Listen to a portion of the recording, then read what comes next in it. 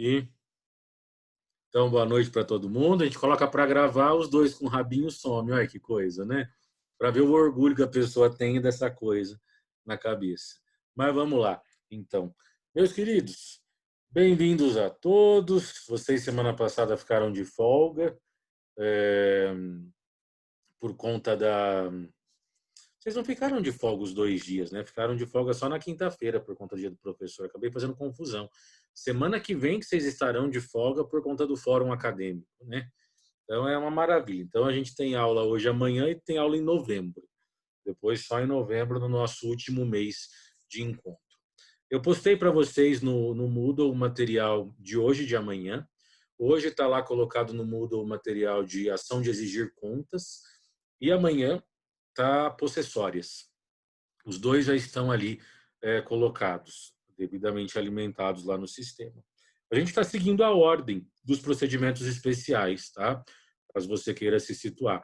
Então, os procedimentos especiais começam lá no 539, com a ação de consignação e pagamento, e a ação seguinte é a ação de exigir contas. E logo após nós temos as possessórias. Então, nesse primeiro momento, como eu comentei com vocês, eu vou escolher os procedimentos especiais que são mais utilizados, mais importantes e tal para trabalharmos, né? E aí, sobrando tempo, eu vou enfiando outras ações. Mas as 3 primeiras são ações muito conhecidas, em que a gente vai trabalhar na ordem mesmo, falando hoje da ação de exigir contas e amanhã das possessórias. A próxima ação, que seria na nossa próxima aula, seria a ação de divisão e demarcação de terras particulares, que é uma ação pouquíssimo utilizada. Então, eu vou verificar ainda se a gente vai trabalhar com ela agora ou se eu vou deixar para se sobrar ali algum tempo para a gente trabalhar. Dissolução parcial de sociedade é uma ação que você tem que estudar em direito empresarial. Então, também deixaria para como uma circunstância de uma outra disciplina que vocês têm. E aí temos inventário e partilha, isso é impossível deixar de fora. Nós realmente precisamos tratar de inventário e partilha. Então, vamos tem todo um material já montado para vocês, inclusive, para falar sobre o inventário e partilha, inventário extrajudicial, como que a gente procede até em relação a pagamento de imposto, declaração, alguns detalhes aí práticos, né? Inventário é uma ação relativamente grande, a gente gasta um bom tempo para, talvez aí uns 2 encontros para falar sobre inventário e partilha, só para que você consiga se organizar. Depois temos embargos de terceiro, que a gente de fato vai conversar sobre embargos de terceiro e oposição, a gente trabalha em uma aula só. Aí tem as ações de família, a gente acaba comentando alguma coisa, apesar que vocês estudam isso em direito de família. Ação monitória a gente precisa conversar, é uma ação muito importante. A homologação do penhor legal é uma coisa extremamente simples. Regulação de avaria é algo que não existe, tá? Só existe no CPC, você nunca vai ver isso na vida. Mas talvez a gente fala restauração de autos. Hoje é Projude. Acontecia esse procedimento de restauração de autos quando o processo era físico e se perdia, pegava fogo no fórum, aí se tinha o procedimento, sabe?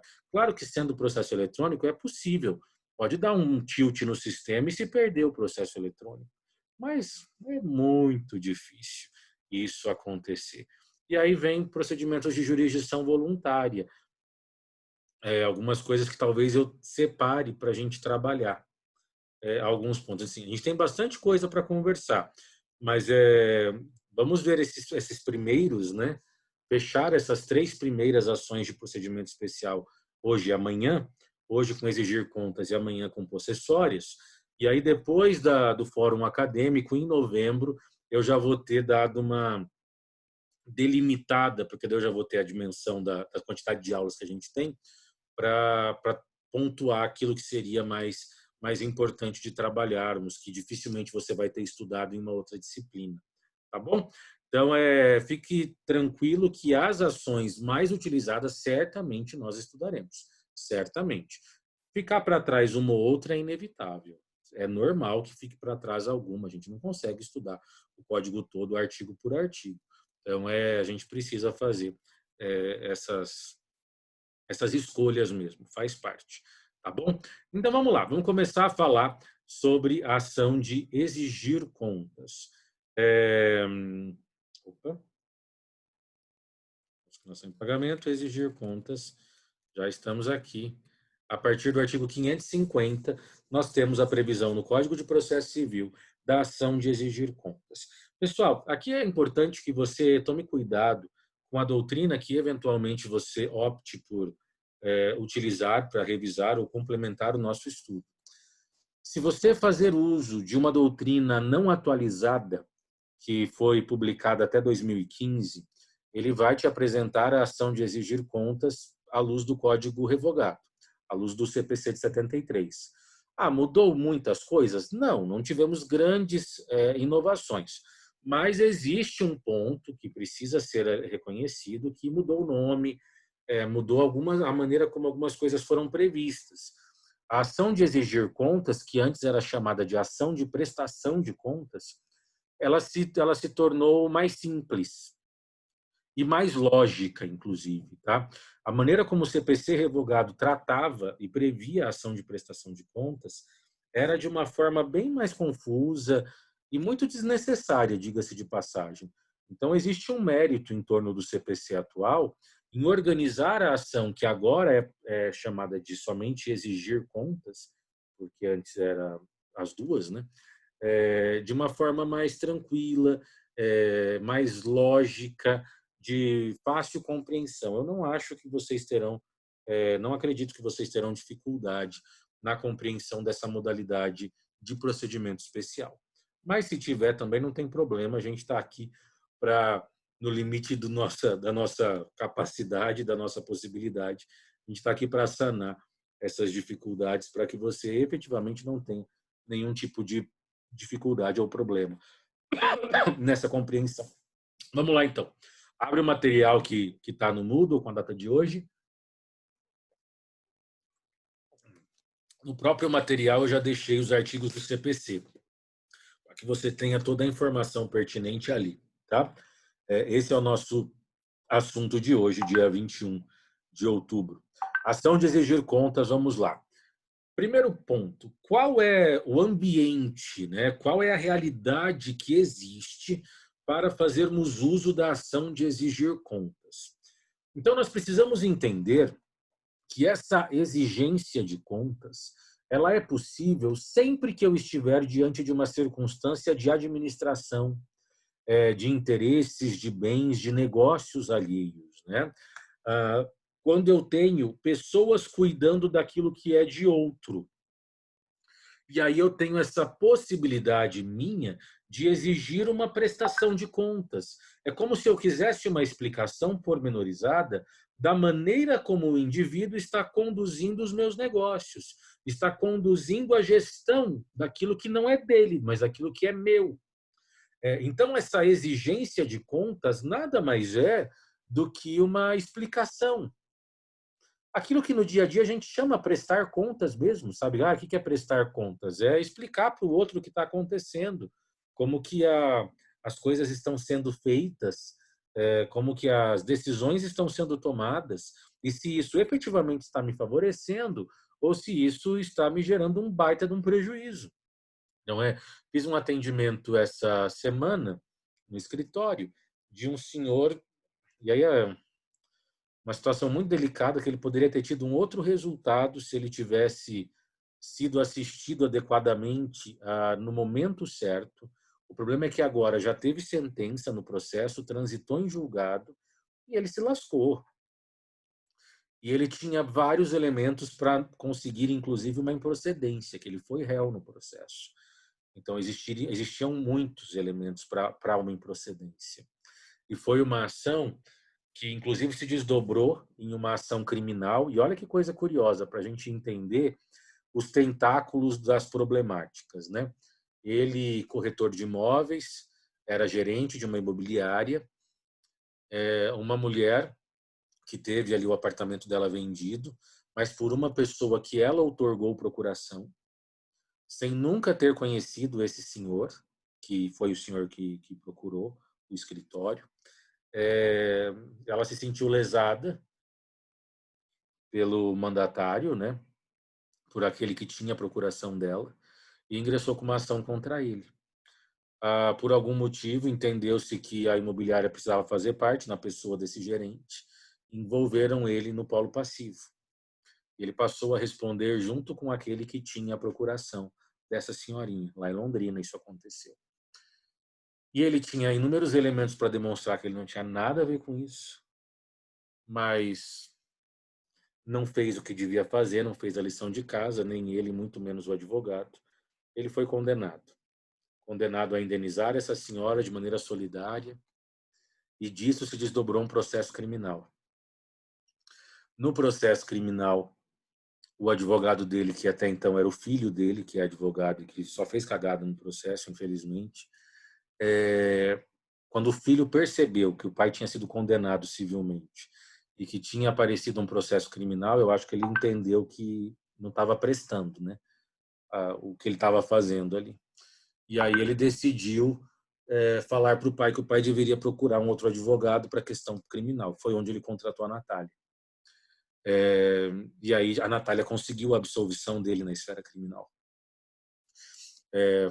O outro foi condenado, o que tinha procuração, mas ele foi absolvido. E diante da absolvição, ele veio então conversar comigo para ver se tinha alguma coisa para fazer na perspectiva civil. Qual é a dificuldade que nós temos, né? Nesse caso, essa senhora poderia ter evitado toda essa palhaçada se ela tivesse tido esse cuidado de exigir contas daquele que ela outorgou a procuração.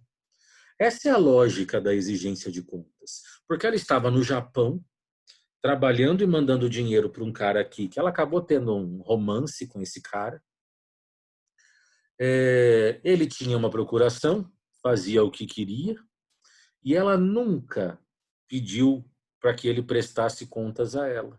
Se ela tivesse feito, ela já teria percebido a sacanagem lá atrás e não teria chegado ao ponto dele ter transferido o apartamento dela para o filho dele, que é esse cara que foi condenado por estelionato.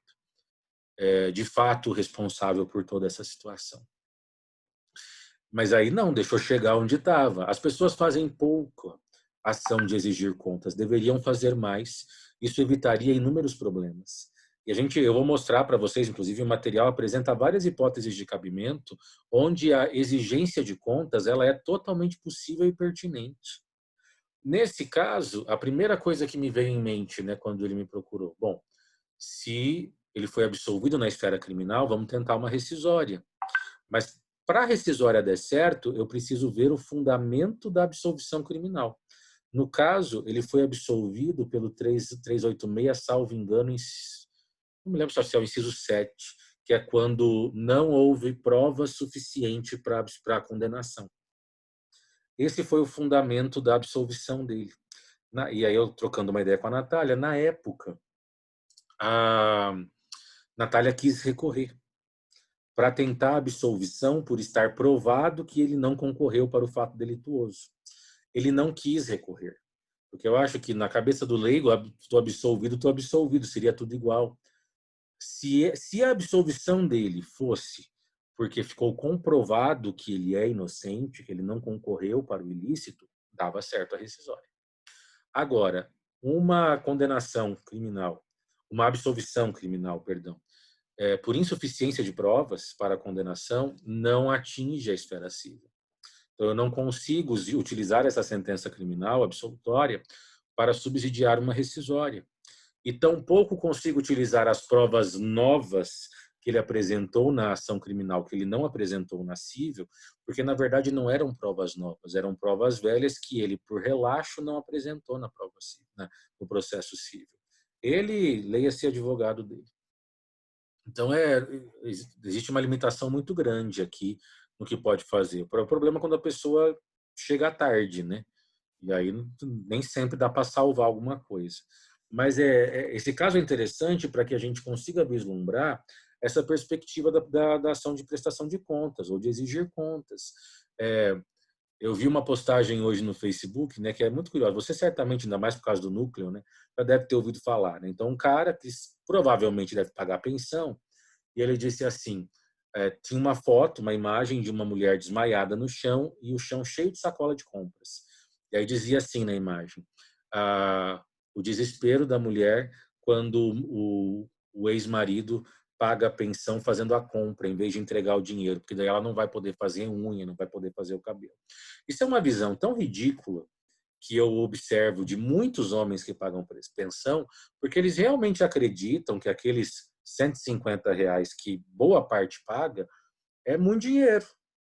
E que vai manter o filho e vai permitir com que a ex-companheira vá ao salão, faça a unha, depilação, escova e pinte o cabelo, ou seja lá o que for. Mas isso é um discurso que a gente escuta demais, demais na prática. Eu já cansei de receber gente no escritório, porque eu quero reduzir a pensão que eu pago. Mas você paga quanto? Eu estou pagando R$ 200. E você quer reduzir a pensão? Quero reduzir.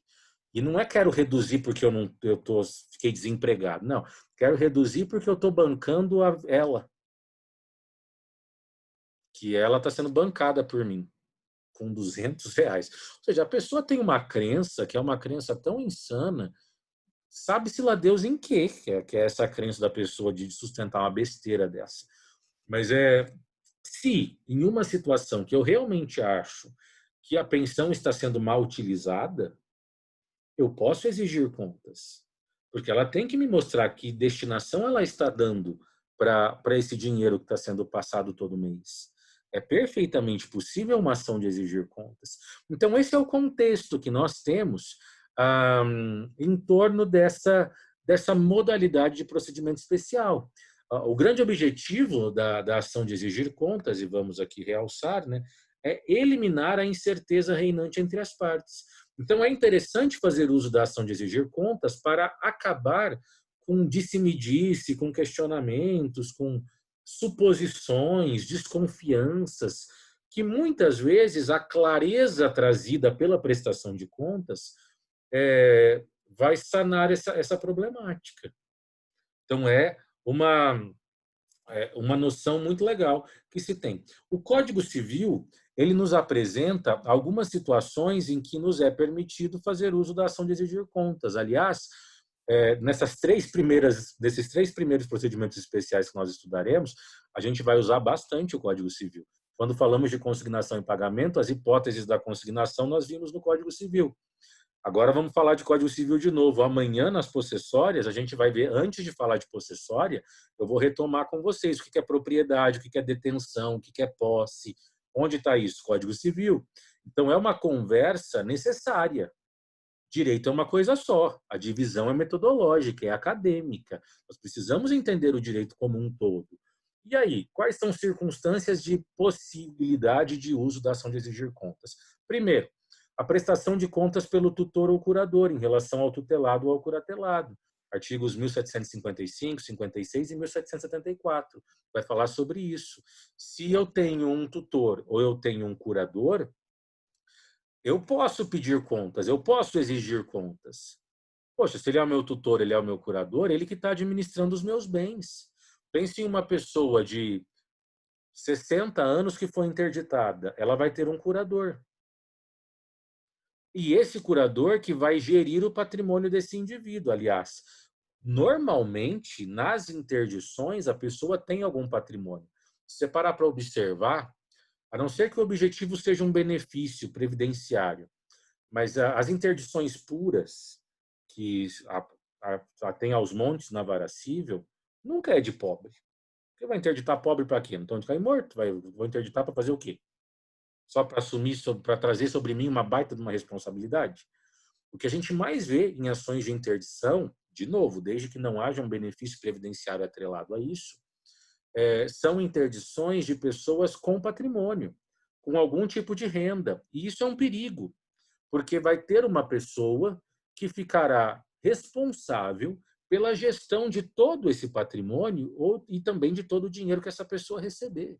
Se for uma pessoa aposentada, se é uma pessoa que tem inúmeros imóveis de aluguel e ela recebe aluguel e que destinação se dá a esse dinheiro?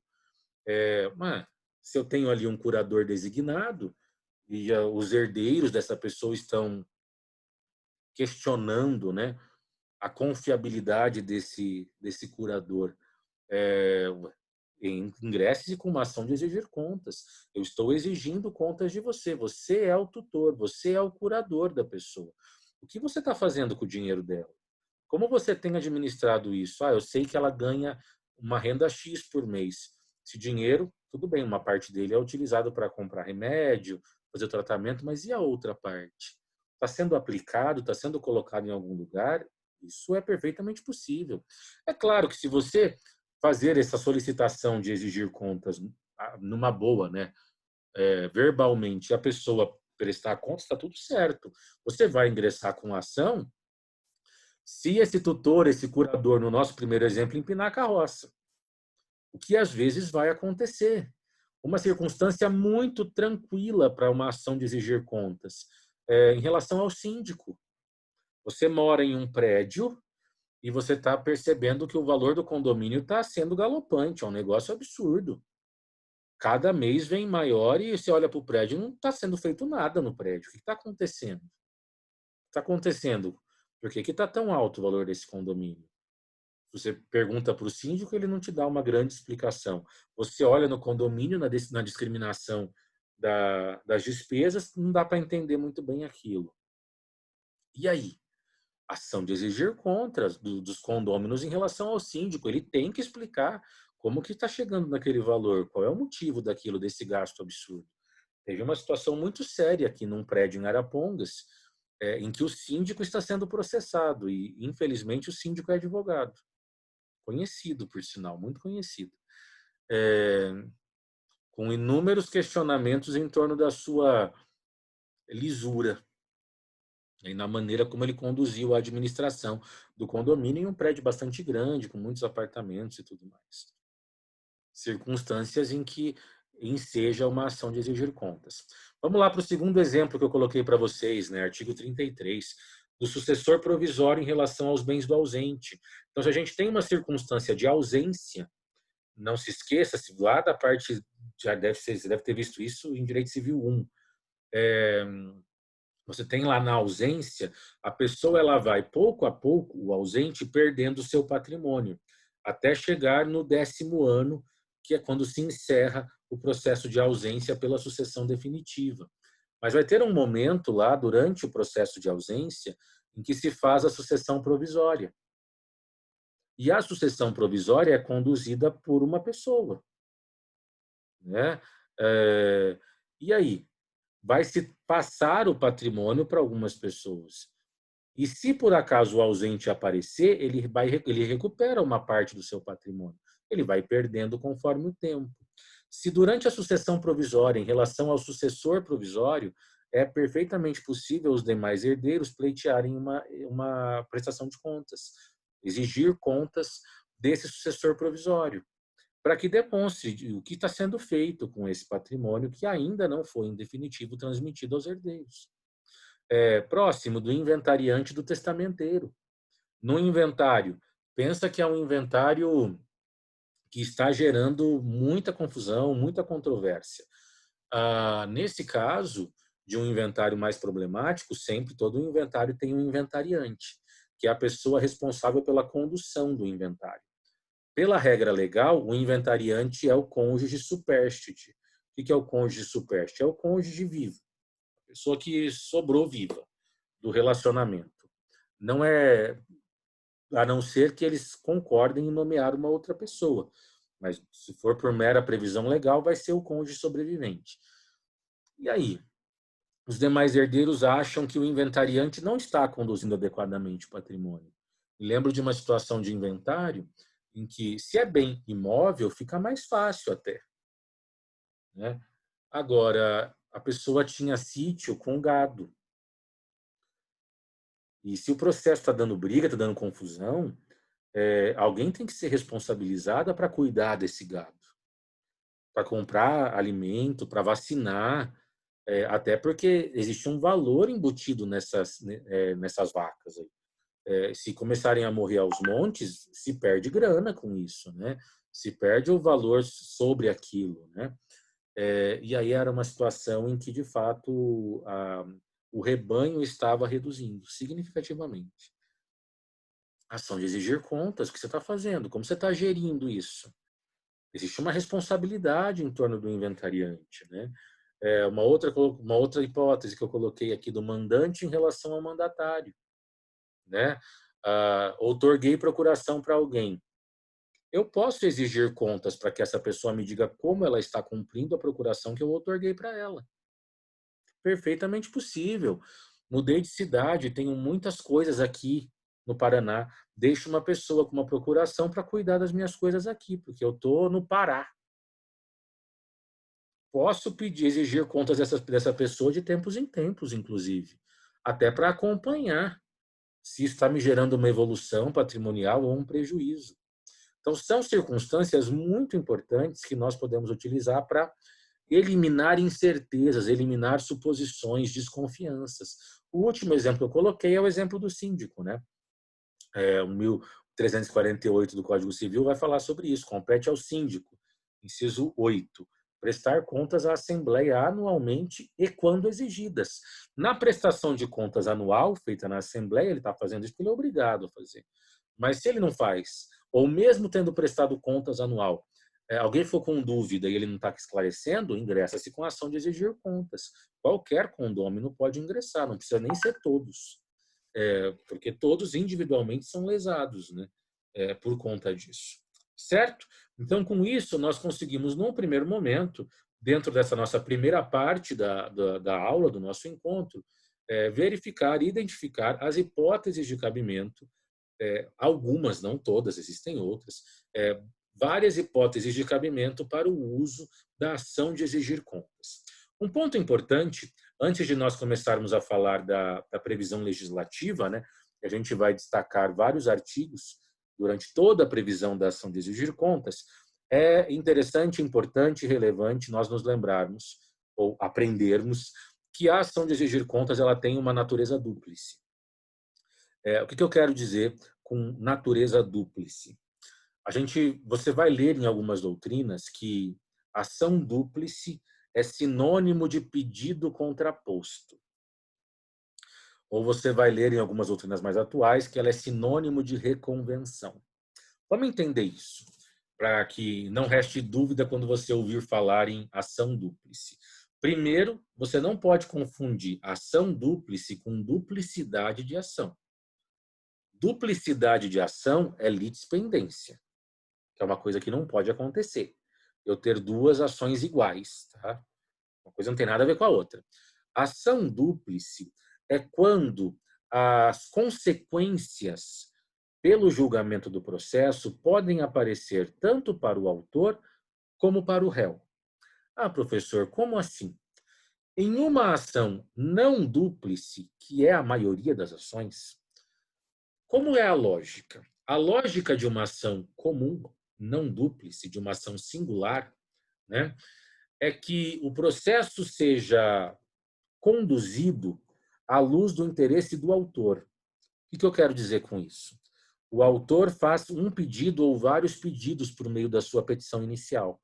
O réu se defende por meio da contestação. Então, na pior das hipóteses, o autor deixa de ganhar. E na pior das hipóteses, o réu, melhor dizendo, na melhor das hipóteses, o réu deixa de pagar. Mas o réu não recebe nada e nem o autor tem que pagar nada. Não estou falando de litigância de má-fé. Estou falando de um pagar para o outro. Tá? Isso é a lógica de uma ação singular, de uma ação comum, que é a maioria. Então, quando o réu contesta, no máximo, ele vai conseguir não pagar. E o autor, se ele perder a ação, no máximo, ele não vai receber.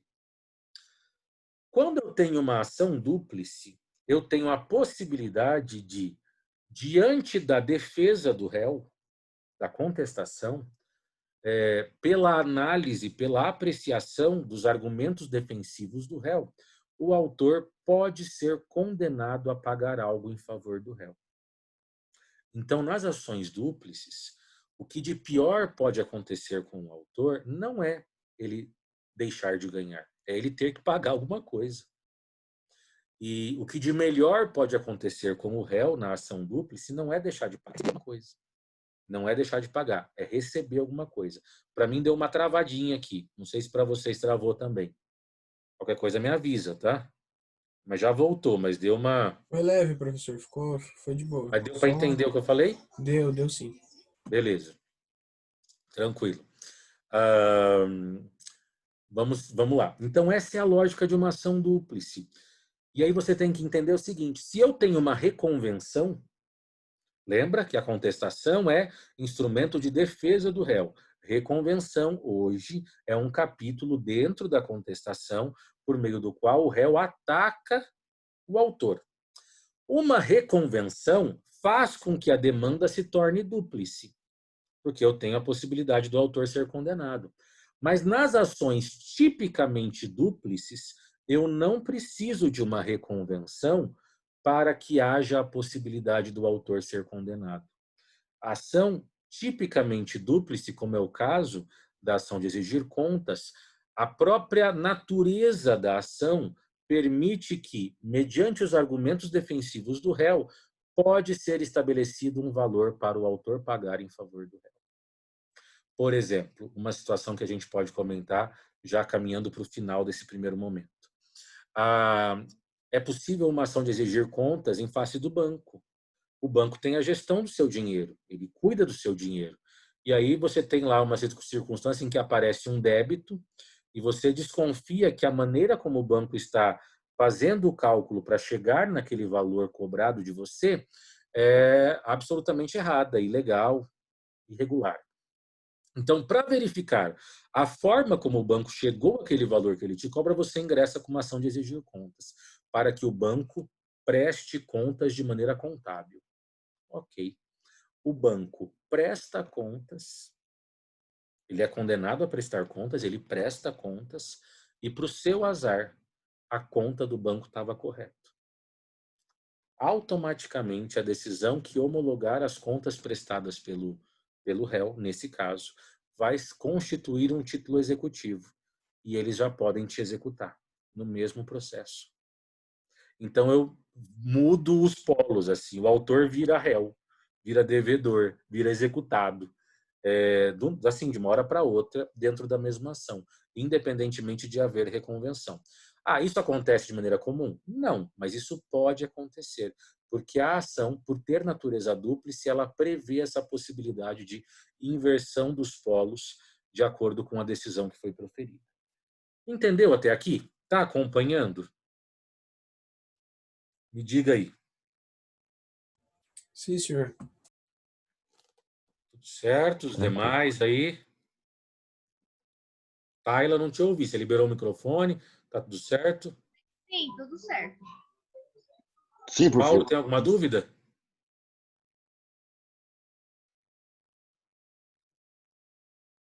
Não? Tudo certo, então? Vamos fechar, então, esse nosso primeiro momento de aula. A gente já volta com o segundo bloco da aula de hoje. Até daqui a pouco.